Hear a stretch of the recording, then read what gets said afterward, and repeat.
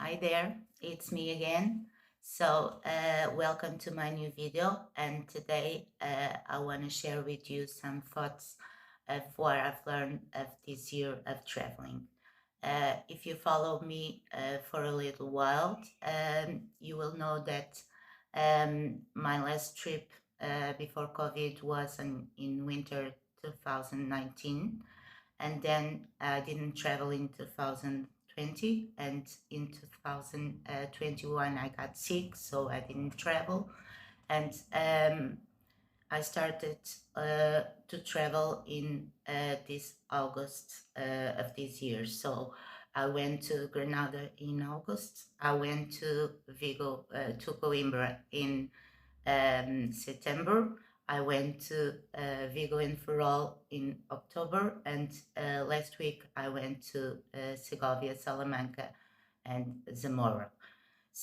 I think it's time, and I need to do this a little balance of my traveling setup and my traveling style and all the changes, little or um, more big changes that I have done and I intend to do. This will help me to plan better my next trips, and maybe it is useful for you to understand my new choices and my little changes in setups, in styling of traveling. I think this is the right time to do this balance because until the end of the year, I don't intend, except for Christmas, to go to mom's house. I don't intend to travel more. This is for me the perfect time to do this balance. And I must start by saying that for me, at least at this point, there was traveling before my health issues, and there's traveling after my health issues. I must say this because it's what I feel. For instance, in terms of the weight that I carry and how I carry it, uh, some things had changed. You will notice that in my trip to Granada, I went with my Synapse 19. It was summer. It was about 45 degrees Celsius in Granada. And when I arrived at the train station, I had a backpack with extreme minimalist clothes, and some toiletries that you have seen in my video, in my packing video. But I also carried some food with me, and my water bottle is always full in a 5-hour train trip. So I was carrying about, I guess, 3 or 4 kilos in my backpack. It was very hot summer day. It was always hot summer days, about 40-45 degrees Celsius in Granada. And my hotel was about 15 minutes and 20 minutes walk from the train station. So I didn't, after a 5-hour trip, train trip, I didn't feel really strong to carry my backpack, so I call it a Uber. I went to Uber to my hotel, then I left my weight and only carried around my grocery bag with my cell phone, some tissues, and perfect essential items. Also, in Granada, when I wanted to go to Alhambra, that's the most beautiful place to see in terms of patrimonio in Granada. But it was 30 minutes walking distance from the center of the city where I was staying. So it was 45 degrees Celsius, and it was climbing the streets. It was very high to climb, so I call it an Uber to go and to come back to the center of the city. When I was traveling to Coimbra in September, you remember that I only brought this daily backpack with only one dress, some underwear and some socks and my toiletries. I was going very light, and on the way to Coimbra I only brought about 2 sandwiches on the go and my water bottle full of water. So I was carrying about I guess 2 kilos. That is much for a normal person, but when I did the walk from the train station to the hotel, it was about 20 minutes walk. It really bothered my cervical hernias. That's why on my last 2 trips to Spain I didn't brought this, because every ounce of weight on this, I feel it really on my cervical hernias. They start to bother me if I carry 1 or 2 kilos on this backpack for 20-minute walking distance from somewhere. So on my last trips to Segovia, Salamanca, Zamora and Vigo and Ferrol, I brought my Synapse 19. What I've learned from these situations is that I no longer must bring my daily backpack. As much as I love this and as much as I bring a few things, I will continue, and now more than ever, to be an extreme minimalist backpacker. As much as I love this backpack, this won't give me the comfort for bringing 2 or 3 kilos of things. I say 2 or 3 kilos because I always include some food on the go. And this backpack, I think because it hasn't a padded structure, makes me feel every ounce of weight that I carry. On the contrary, my Synapse 19 is the most comfortable backpack I ever own, and I can carry 3 or 4 kilos on this without bothering my cervical hernias. So from now on I will choose to travel with my Synapse 19 wherever I go, and whatever things that I bring with me.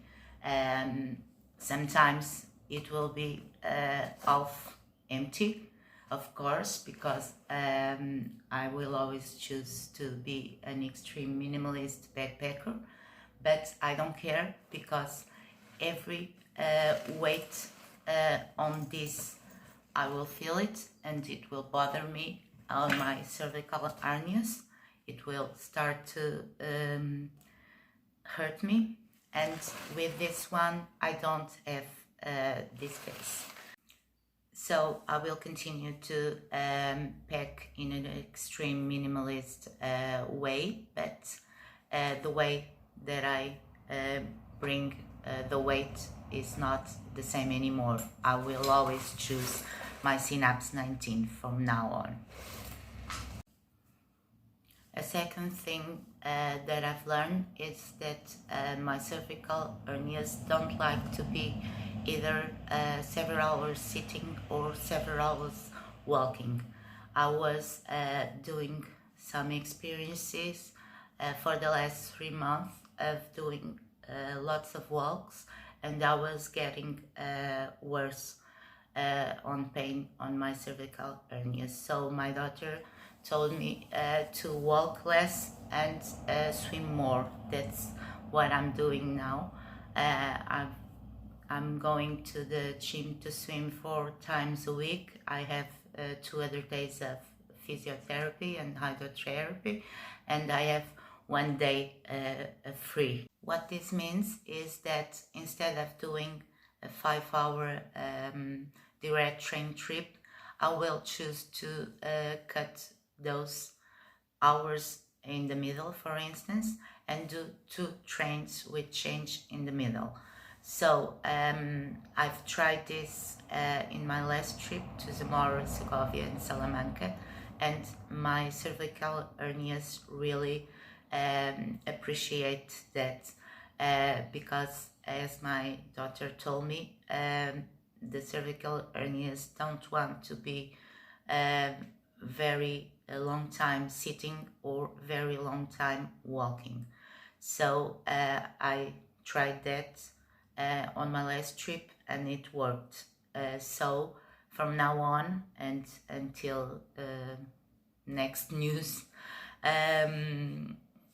I will do this way. And for those that at this point of this video are wondering why I'm talking so long about this, I must tell that I've always been a realistic person. I'm not the person that paints the world in pink, but I'm neither the person that sees all black. I'm a realistic person, and at least at this point in my life, I must consider my health issues because it has consequences on my traveling style, on my life, my daily life. So to keep it real, and that's what this channel is all about also, I must talk about this. This also means that life happens and you must adapt to every circumstances that change in your life. So that's what I'm doing now. But continuing my thought of that, I need to divide my long train trips into segments or more. That means that I'm going to travel maybe a little slower. That means that I will stay maybe more days in one city. Also because my balance between walking and have to rest because of the cervical hernias also don't allow me to walk all day long like I used to do in the past. In the past, I will leave my hotel at 7 or 8 a.m. and I only returned by dinner time. So now, from my experience from the last 4 trips, I can't do that anymore. I walk about 2 or 3 hours with sitting for a coffee in the middle, but then I have to rest and sometimes to lay down. So from now on, and at least at this point in my life, I'm gonna choose to stay longer in one place because I have to balance these 2 things, being resting and walking. Another thing that I used to do in the past was to stay 2 nights or 3 nights in the big city that had a lot to do, and then I in one morning or one afternoon I just catch the train and go to a little city and return the same day because that little city in the surroundings had less to do or to see. From now on, I think I won't do that anymore, at least for now. Another thing is that now I must choose more wisely the type of train that gets me out of the country. You don't know, but I will tell you that before COVID, we had a nice sleeping train that brought us directly from Lisbon to Madrid in Spain, or from Lisbon to Andai in the French border, and we will be sleeping on the train and arrive the next morning in Andai or Madrid. That was a very nice train. I always went on that train when I went to Europe, but since COVID, they removed the train. So now we only have two options to go to Europe, to go out of the country.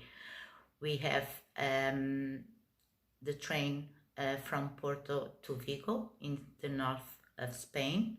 I must go from Lisbon to Porto and Porto to Vigo to then catch a Spanish train to move north. And we have the other option, that is going from Lisbon to a middle train stop that's in Troncamento, and from then I'll catch a 3-hour train to Badajoz in Spain.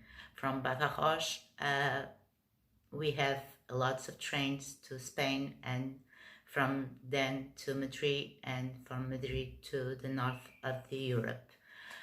I've known this train, these two trains for a long time now, and I've traveled on those two trains for several years before the sleeping train.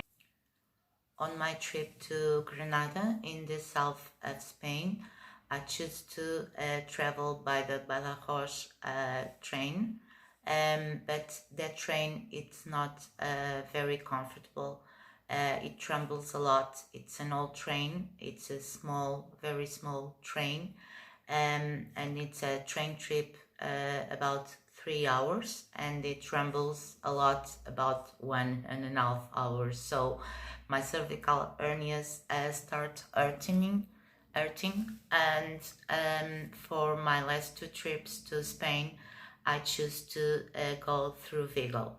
Fortunately, I have seen all the south of Spain, so I don't intend to go to the south of Spain anymore and to have to deal with that uncomfortable train.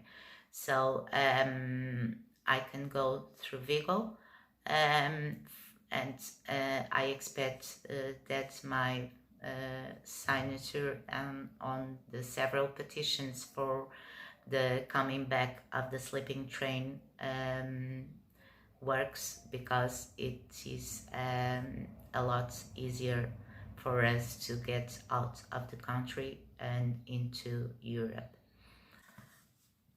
And for those of you that have reached this point of this video and are wondering why I don't travel by plane, I will give it a short answer, because I don't want this video to become too long.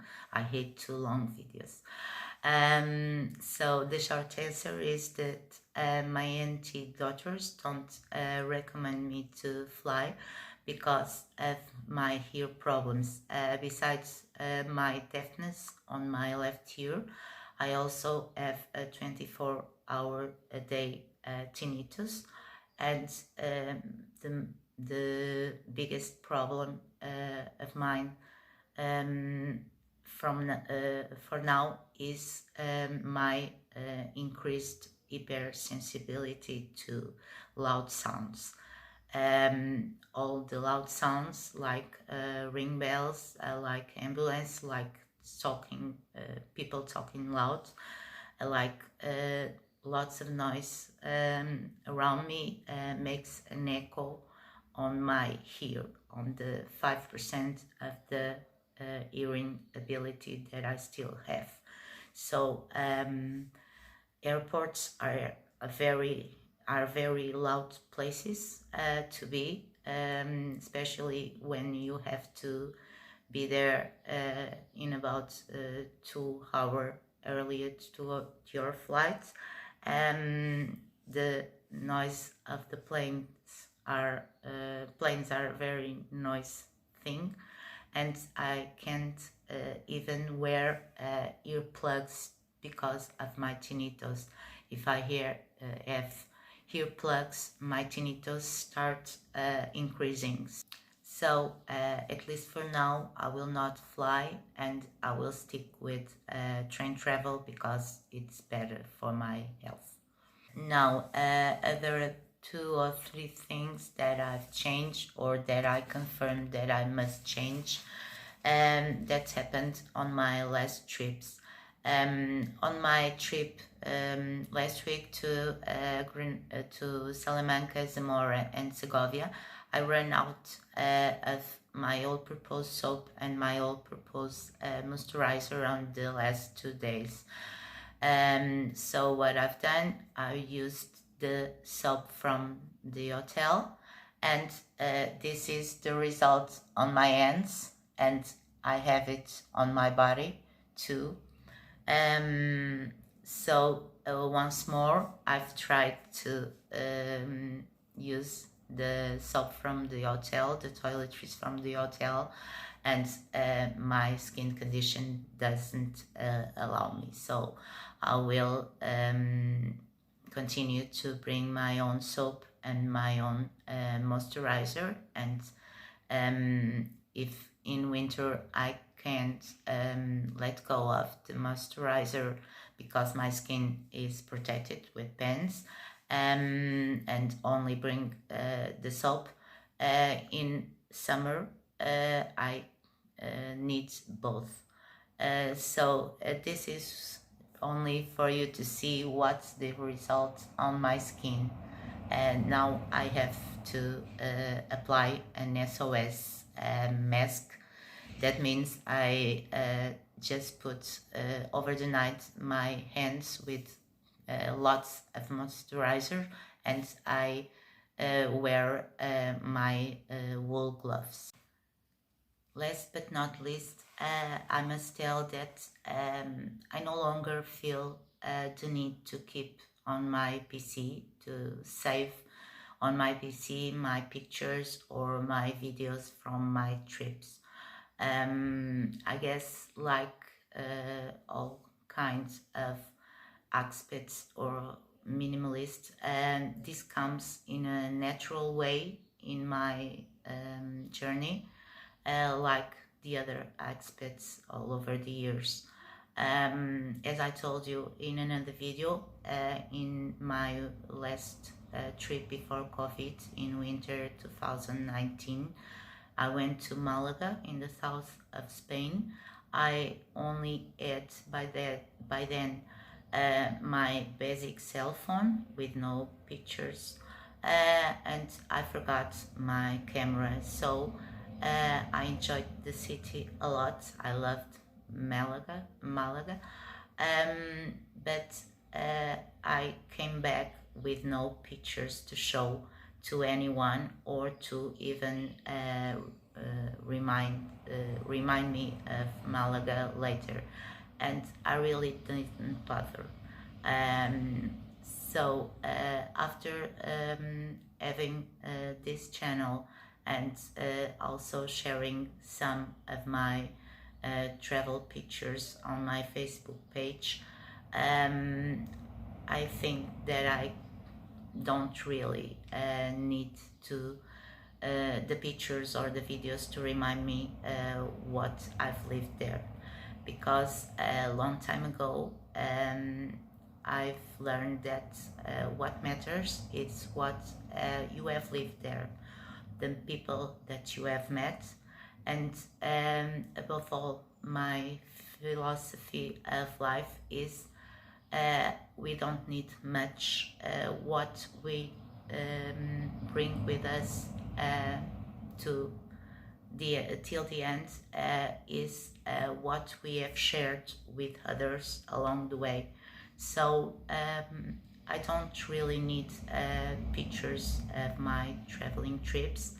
I don't intend um, to put down my Facebook page or my YouTube, at least for now. But if I ever do it, I won't regret it, because I've been there, I've lived there, I experienced things, I've known people who shared their life experience with me, and that's what's life for me, it's all about.